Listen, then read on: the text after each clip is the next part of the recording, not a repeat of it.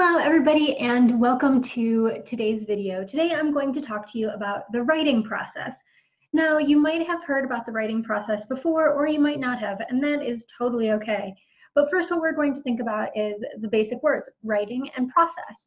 So a process is just the step-by-step guide or way that you do something. It's that you go from step 1 to step 2 to step 3 to step 4, etc. And writing is writing. So when we're talking about a writing process, we're talking about the steps you take from the beginning of your writing all the way to your end of your writing. So let's think about this. When we are starting our writing, what do we typically do? What do you do? Feel free to think about that. When you receive a homework assignment, for example, what is the first thing that you do? So one thing, you might read through the homework assignment to understand what exactly is my teacher telling me to do. Okay, then you start thinking, okay, what am I going to write about? How can I get all my ideas together? And this is our first stage of our writing process, what we call pre-writing. And pre-writing is anything that happens before you actually start writing. Now, pre-writing can look a lot of different ways. It can be free writing, where you just sit down and you write all your ideas on the topic. And it can look like outlining, where you start going, okay, here's what I'll talk about in this paragraph, here's what I'll talk about in this paragraph. It can look like even just taking a walk and letting your mind wander and think about all the ideas. A lot of times, especially when I was in college, that was probably my most common pre-writing activity, was just without an iPhone or without an iPad or anything else, a lot of technology that I didn't have in 2007, I would just walk from my dorm to the student center or to my next class. It was probably about a 15-minute walk, and I would start thinking all the ideas that I could write in my essay. And especially, I took a lot of literature classes as an English major, so I would think about my books that I've read and how they could tie to these ideas. So by the time I actually sat down to write, I had a lot of my essay already put together in my head. So that's one thing, is you could just go for a walk, and that can be part of your pre-writing process. You can also do mapping or research. Research is also part of the pre-writing process, just because you're trying to find the ideas that you're going to put down. So as I said, there's tons of ways to start the writing process and do that pre-writing. Now the next stage is your drafting phase. So that is when you actually put pen to paper, your fingers to the keyboard, and you start actually working on drafting your essay. Now, one thing I always want to make clear is that writing from beginning to end in your essay is usually not the best way to go about it. A lot of times I just start wherever the heck I want to start, like whatever is at the top of my mind right at that moment, that is where I'll start. It's what's most interesting. And the most important thing when you start drafting is just to get those words down. Okay, so I might start in the second paragraph, move to the fifth paragraph, and all over the place. If you have an outline, maybe you'll just start filling in details in that outline, etc. A lot of times I save the introduction and conclusion towards the end, so I work on that meaty bit in the middle first. And one reason I do that is just because sometimes my ideas change as I'm writing my essay, and if I wrote the introduction first, I might end up having to change it at the end. So that's just my way of wasting time. But the biggest thing is that you want to start wherever is easiest. And a lot of people deal with writer's block, and doing all that brainstorming and pre-writing ahead of time will already help with writer's block a lot. But another step in fighting writer's block is just to start wherever you want, wherever you feel most comfortable. And it can be about writing a shitty first draft, which a lot of writers talk about, and it comes from Anne Lamott's Bird by Bird. And it's just, it doesn't matter how pretty it is, how good it sounds. It can be, in this paper, I'm going to write about the US Constitution, and just like whatever comes to your mind. And it's that process of just starting. And once you start, the rest comes a lot easier. Okay, so that is your drafting process. Now the next stage is revision. Now revision and editing, a lot of times people think of as the same thing, but they are very different. So revision is the step in the writing process where you are thinking about your ideas and the organization and all these high level things that are very important.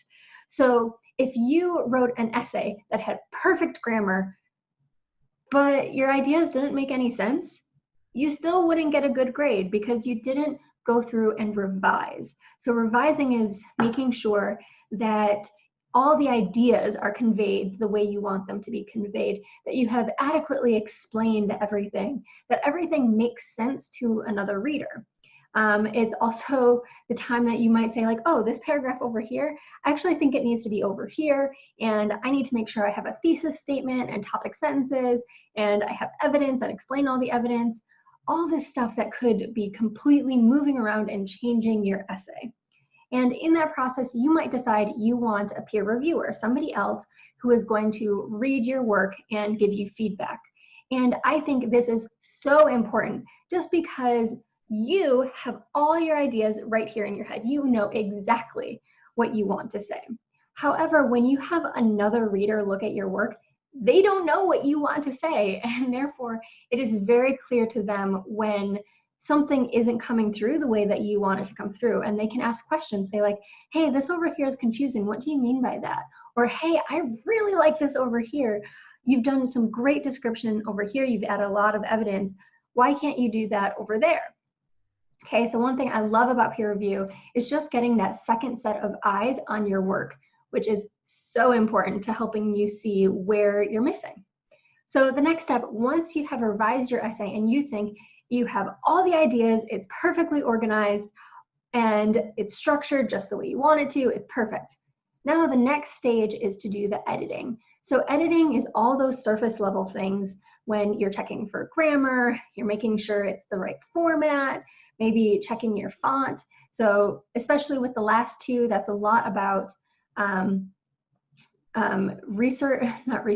being in academics, and maybe your professor specifically wants your essays in 12-point Times New Roman font, or maybe they want to make sure that it's double spaced, or whatever else. So in this last stage, that is where you're going to make sure that you have met all the requirements for formatting, but also that all your grammar looks good.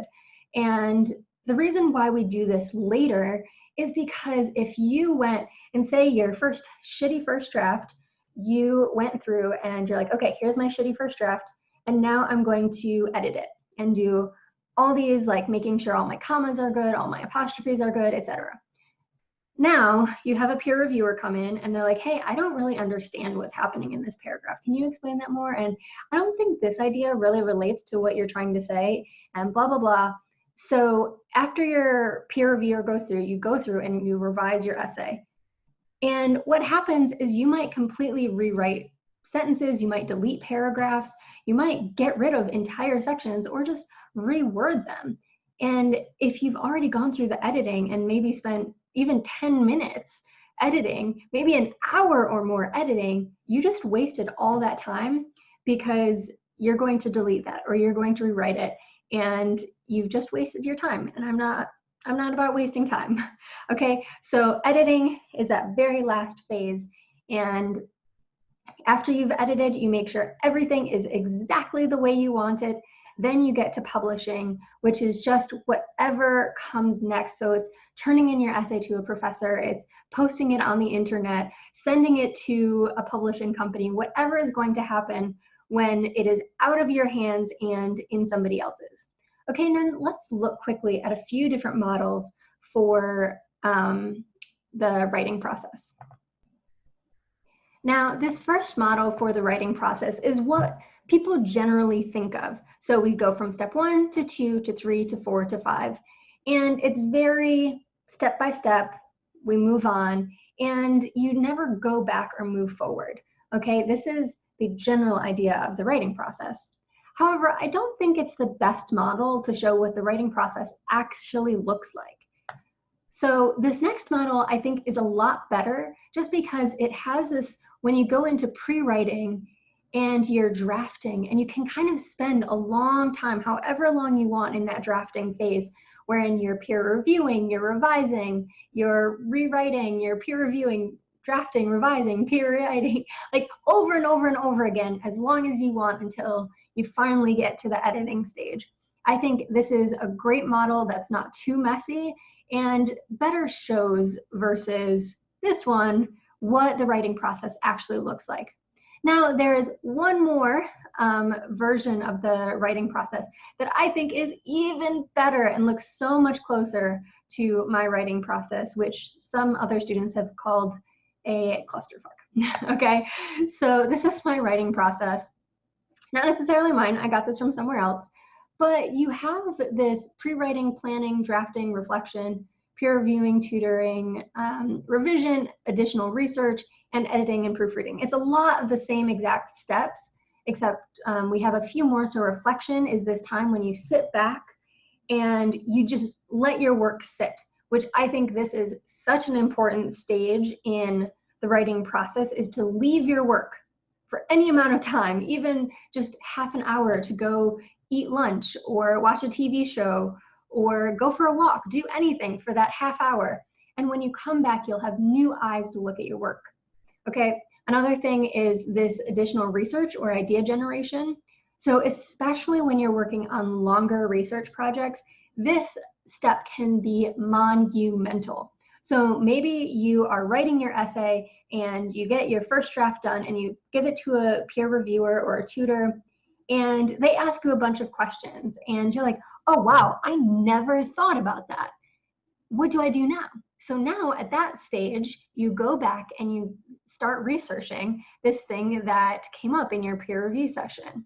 Or maybe as you start writing, your idea doesn't make as much sense, or you get really excited about a different idea that comes up. Maybe the first thing you were writing just isn't as exciting to you, and something else, like a small part of that, like just gets so exciting for you and you want to talk about that.